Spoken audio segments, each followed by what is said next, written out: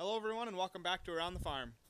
It's been a while since I've had an update on this series, and I'm going to kind of show you today a little bit of a couple of projects I'm working on, and I've also got some big news I want to share with you guys. So we'll jump right in here.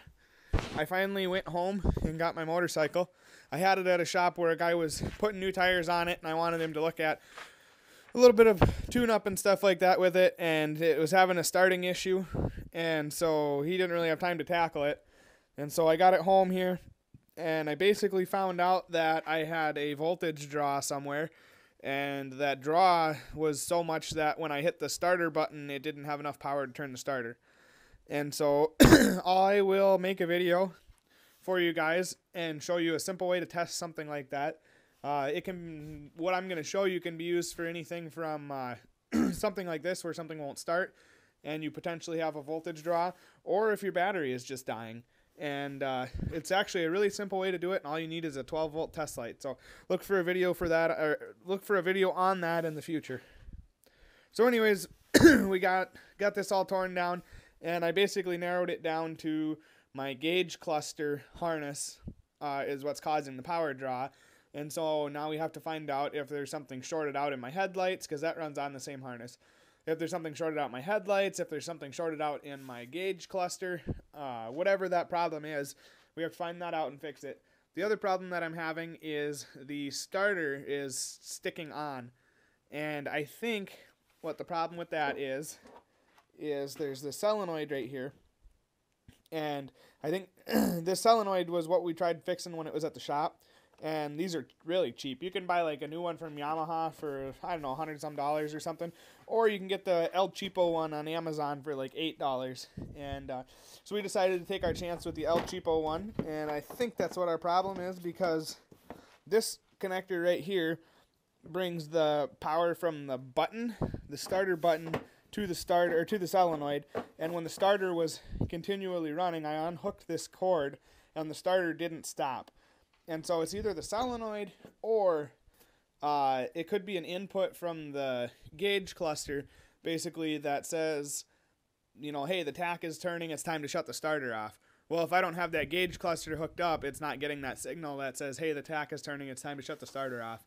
And so I'm going to replace that solenoid again. They're, like I said, they're like $8 or something like that. And so I'm going to start there and see if that fixes it. If that doesn't fix it, then I have to start diagnosing my front end and seeing what's causing the problem there. So that's where the bike is at. It really sucks because I'd really like to be out riding it and everything. I finally got insurance and everything on it, and I got to get my Minnesota license on it instead of my South Dakota stuff. But it's just real nice to have it finally, and I'd really like to get it working so I could use it. Here's the next project I've been working on. I don't know that I've ever made a video on this one. It may have appeared in the background of a video or two here and there. But this is a 1984 Honda 200S that I got for free when I was in high school. And the motor was stuck on it. And so I basically dumped a bunch of crap in the engine, some Marvel mystery oil and some automatic transmission fluid and so on and so forth. And I got the engine freed up, and the thing actually ran pretty good for a year or so. And then it just kind of lost compression. I figured that there had been some lasting damage from the from having the motor stuck like that. And so I was happy that it ran that long. And I took the motor out of it with the intention of rebuilding it. I never really got around to it. And so now that I've been looking for a project, I got started putting the motor back together. So here's where I'm at with putting the motor back together. I decided that I'm going to try and do this the cheap way first. You know, I really don't have much money into the thing, and I'd really like to keep it that way.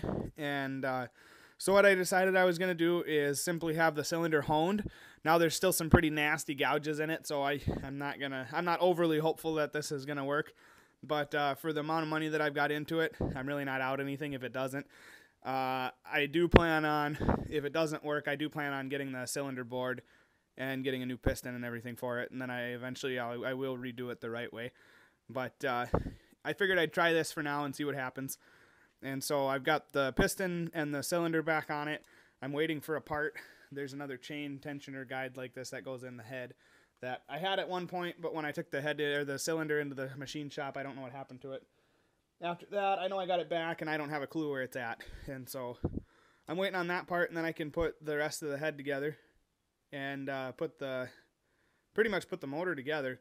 I did start on this project 3 years ago, and so the motor has been torn apart for 3 years. And there's my tub of parts right there, and they pretty much are sitting exactly how they were when I tore this thing apart.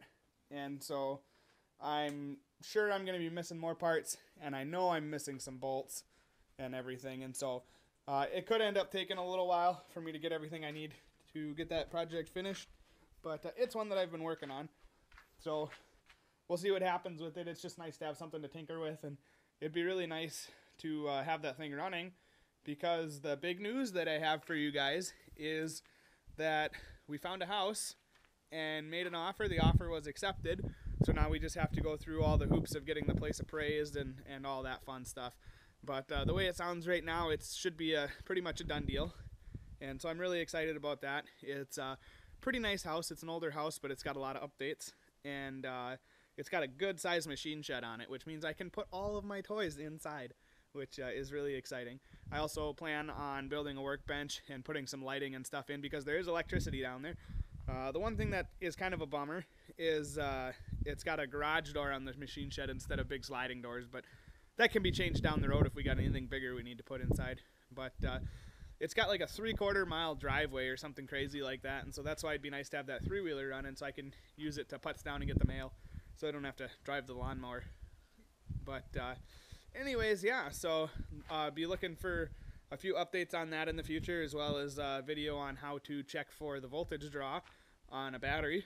And thanks for watching, guys. I hope, especially as we move into this new place, I can keep the series coming, and hopefully here in the next 6 months or so I can get some sheep moved up to my place, and and my around the farm videos can be more farmy.